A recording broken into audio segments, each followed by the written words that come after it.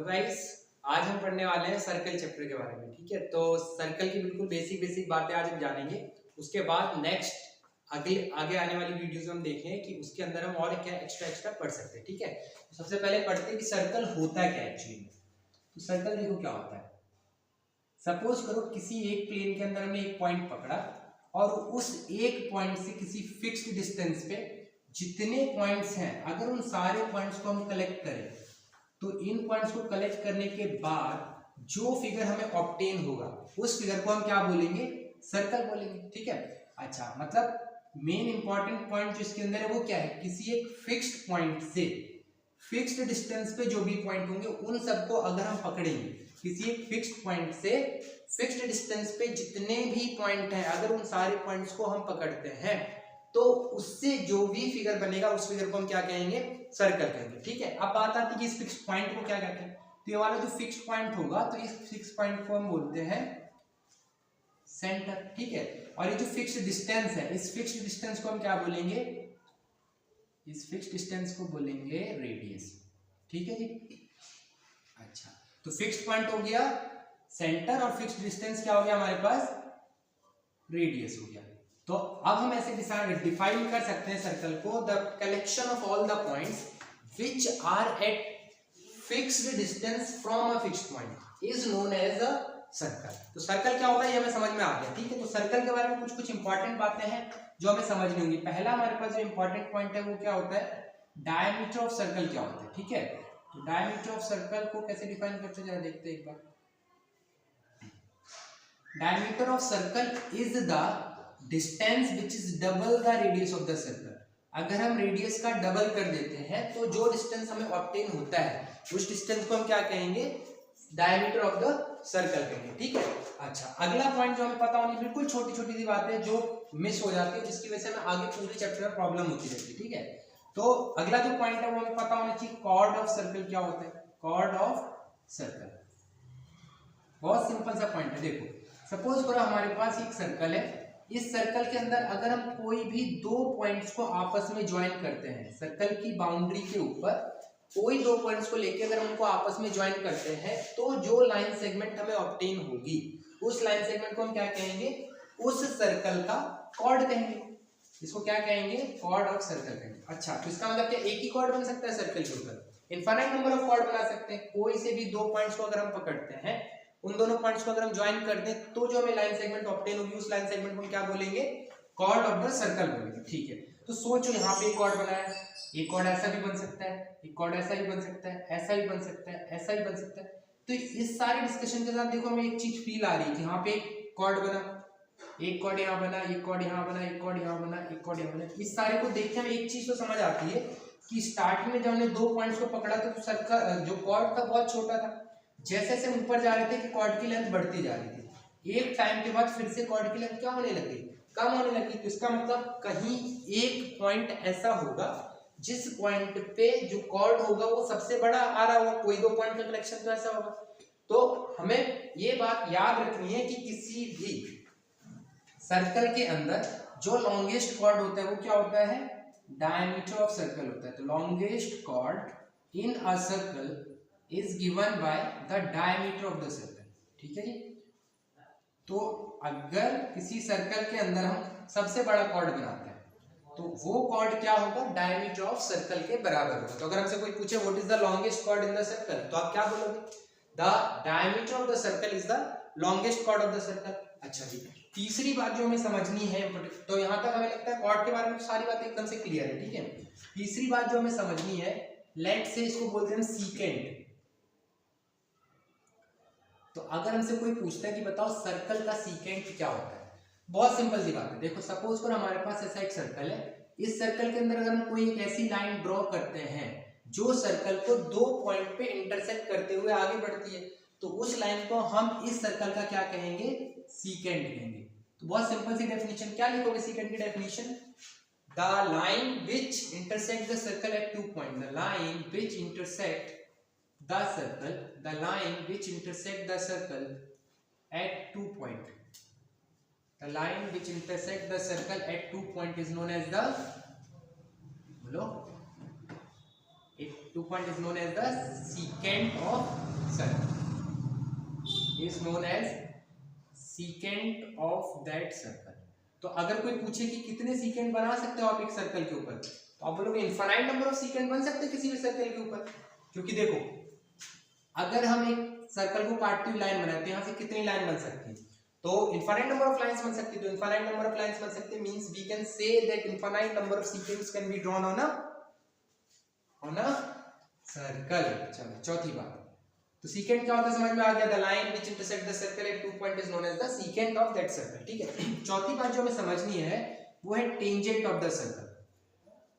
Tangent of circle, तो क्या होता है टेंजेंट ऑफ सर्कल? बड़ा सिंपल सा है, ऐसी लाइन जो किसी सर्कल को एक ही पॉइंट पे टच करती है, उस लाइन को हम कह देते हैं उस सर्कल का टेंजेंट। सपोज करो हमारे पास एक सर्कल है, इस सर्कल के ऊपर हमने एक लाइन बनाई जो सर्कल को किसी एक सिंगल पॉइंट पे टच करती हुई क्रॉस कर जाती है, तो इस लाइन को हम क्या कहेंगे? इस सर्कल का टेंजेंट कह देंगे। ठीक है, टेंजेंट बहुत सिंपल है, क्या होता है tangent of circle? The line which touches the circle at a single point is known as tangent of circle. तो टेंजेंट समझ में आ गया क्या होता है? ठीक है, पांचवी point, the line which touches the circle at tangent which touches the circle at single point is known as the tangent of circle। तो टेंजेंट क्या होता है ये क्लियर हो गया। अच्छा, पांचवी जो कुछ बातें हैं वो अलग से है। देखो हमारे पास कुछ पॉइंट होते हैं सीकेंट, देखो हमारे पास एक पॉइंट आता है सेगमेंट क्या होता है सर्कल का। ठीक है, तो सेगमेंट के बारे में थोड़ा सा जान लेते हैं कि सेगमेंट क्या होता है। सपोज करो हमारे पास एक सर्कल है, इस सर्कल के अंदर अगर हम एक कॉर्ड बनाते हैं तो ये कॉर्ड इस सर्कल के एरिया को दो पार्ट में डिवाइड करता है। कौन से होंगे? देखो एक ही पार्ट ये वाला और दूसरा पार्ट ये बड़ा वाला। तो अब छोटा वाला बड़ा वाला बोलने में पढ़े लिखे के हिसाब से अच्छा नहीं लगता है ना, तो कैसे करके बोले हम कि छोटा वाला पार्ट कौन सा बड़ा वाला पार्ट? तो हमने देखा कि ये छोटा वाला पार्ट सर्कल के सेंटर पे कोई तो एक एंगल बना रहा है। देखो थीटा एंगल बना रहा है क्या? और ये एंगल बताओ एक्यूट है कि ऑब्ट्यूज है? तो आप बोलोगे एक्यूट है। तो अगर कोई भी सेगमेंट क्या होता है पहले तो ये समझो। देखो कॉर्ड के अंदर अगर सर्कल के अंदर अगर मैं एक कॉर्ड बनाते हैं तो वो कॉर्ड उस सर्कल के एरिया को दो पार्ट में डिवाइड कर देता है। पहला पार्ट क्या कहलाता है? मतलब एक छोटे पार्ट में एक बड़े पार्ट में, हमेशा ही ऐसा होगा है ना। तो मान लेते हैं जो छोटा वाला पार्ट है वो कुछ एंगल बनाएगा सेंटर पे और बड़ा वाला पार्ट भी कुछ तो एंगल बनाएगा। तो अगर कोई एक सेगमेंट 0 से 180 डिग्री के बीच का एंगल बनाता है, 0 से 180 डिग्री के बीच का एंगल बनाता है, इन दैट केस जो भी सेगमेंट बनेगी उस सेगमेंट को हम क्या कहेंगे? माइनर सेगमेंट कह देंगे। तो अगर कोई सेगमेंट सेंटर पे 0 से 180 डिग्री के बीच का एंगल बनाएगा तो उस सेगमेंट को हम क्या कहेंगे? माइनर सेगमेंट कहेंगे। ठीक है, दूसरे सेगमेंट को हम बोलते हैं मेजर सेगमेंट। तो अगर हमसे कोई पूछेगा कि मेजर सेगमेंट की डेफिनेशन बता दो, तो बहुत ही सिंपल तरीके से बताएंगे कि जो सेगमेंट माइनर नहीं होगा वो मेजर होगा, सिंपल सा है। तो अगर कोई सेगमेंट सेंटर पे 180 डिग्री से बड़ा एंगल बनाएगा then that segment is known as the major segment. देखते हैं, समझते हैं। सपोज करो ऐसा हमारे पास हो गया, तो ये तो मेजर क्या हो गया? माइनर सेगमेंट हो गया। और ये क्या हो गया? Major segment. सॉरी, ये हमारे पास माइनर सेगमेंट हो गया। और ये बड़ा वाला जो बचा है एरिया, ये कौन सा हो गया? ये बड़ा वाला एरिया क्या कहलाएगा? मेजर सेगमेंट कहलाएगा। तो देखो ये बड़ा वाला जो एरिया है क्या ये वाला एंगल बना रहा है? देखो तो, और ये वाला एंगल इतना तो बिल्कुल क्लियर है कि 180 से ज्यादा है, क्योंकि देखो इतना ही एंगल 180 हो जाना था, है कि नहीं? तो हम बोलेंगे कि अगर कोई भी सेगमेंट सेंटर पे 180 से बड़ा एंगल बनाएगी तो उस सेगमेंट को हम क्या कहेंगे? मेजर सेगमेंट कह देंगे। सपोज करो कि कोई एक सेगमेंट है जो सेंटर पे 180 डिग्री से बड़ा एंगल बनाती, तो उस केस में जो सेगमेंट का एरिया बनेगा that area is known as the major segment.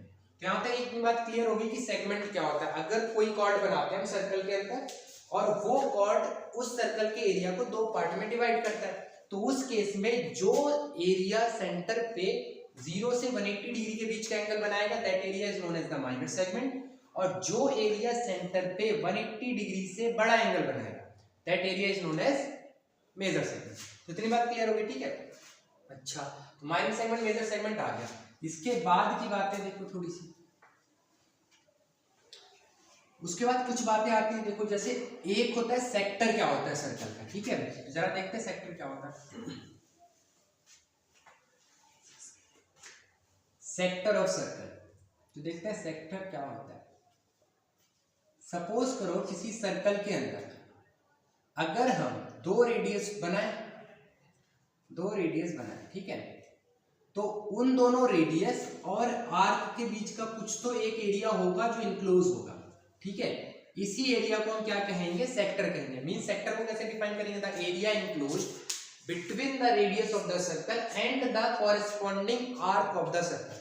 तो समझ में आया सेक्टर कैसे कहेंगे, the area enclosed between the radius of the circle and the corresponding arc is known as the sector. अब फिर से देखो सेक्टर हमारे पास दो तरीके के हो सकते हैं। एक तो ऐसा सेक्टर बना, सपोज करो हम दूसरा ऐसा बनाते हैं, यहाँ रेडियस, ये भी तो एक कॉरेस्पॉन्डिंग आर्क है, तो यहाँ पे ऐसा भी तो एक सेक्टर बन सकता था। तो फिर से हमारे पास दो टाइप के सेक्टर बने। यहाँ मान लेते हैं कि ये जो एंगल बना रहा है सेंटर पे, दैट एंगल इज थीटा। यहाँ पे कोई एंगल बना रहे हैं, इस एंगल को भी हमने सॉरी ये जो बड़ी वाली सेगमेंट बनाएगी और बड़े वाला जो सेक्टर एंगल बनाएगा यहाँ पे, इसको हमने क्या बोल दिया, थीटा। तो यहाँ तो एकदम क्लियर हो रहा है कि ये वाला जो एंगल होगा वो 180 डिग्री से क्या होने वाला है, छोटा होने वाला है, ठीक है। यहाँ वाला एंगल बताना क्या, 180 डिग्री से बड़ा है।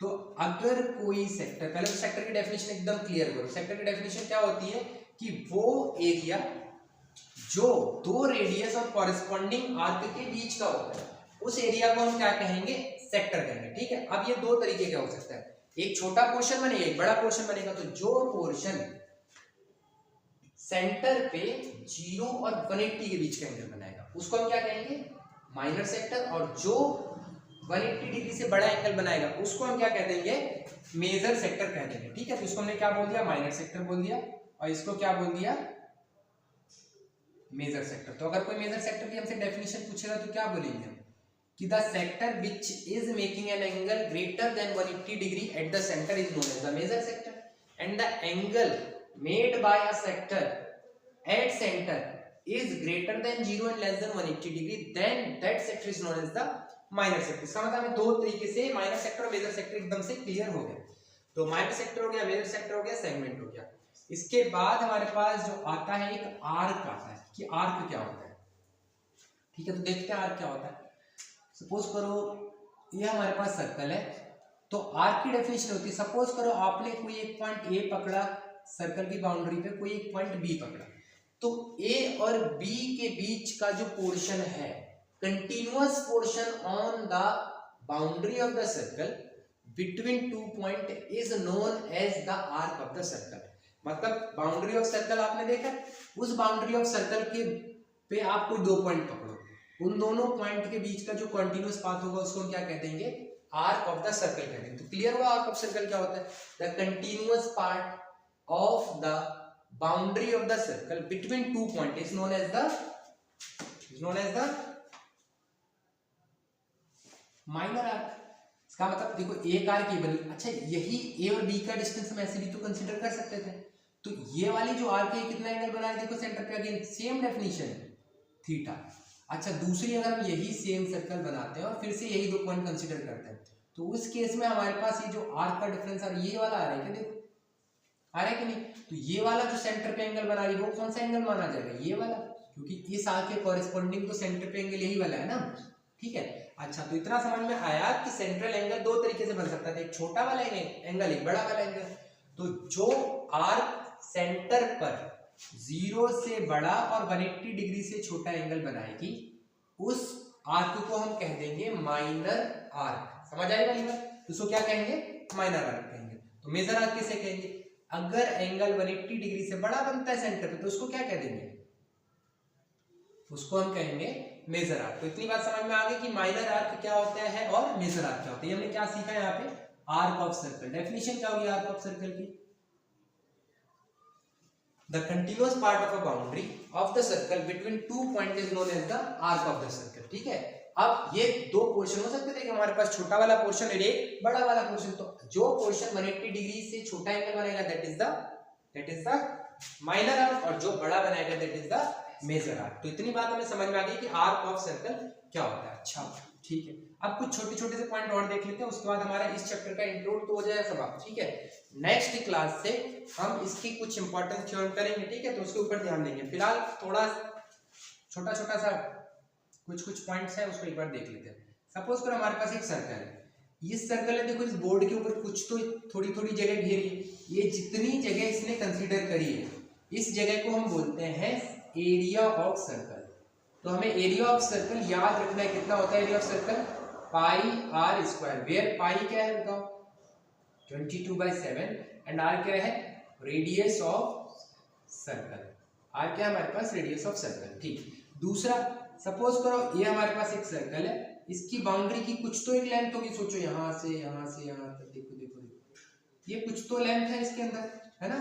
इस लेंथ को अगर हमसे निकालना हो तो इसको हम बोलते हैं circumference of circle, circumference of circle, या फिर इसी को कुछ लोग पेरीमीटर ऑफ सर्कल भी कहते हैं। ठीक है, तो देखो पेरीमीटर ऑफ सर्कल कैसे निकालना, इसका भी हमारे पास एक फॉर्मूला होता है जिसको हम याद रखें 2πr, variable same to same है जैसे पिछले वाले फॉर्मूले थे, पाई की वैल्यू 22/7 ले लेंगे और कितना ले लेंगे रेडियस ऑफ सर्कल के बराबर है। तो यहाँ से हमारे पास क्या आ जाएगा सर्कमफेरेंस ऑफ सर्कल आ जाएगा।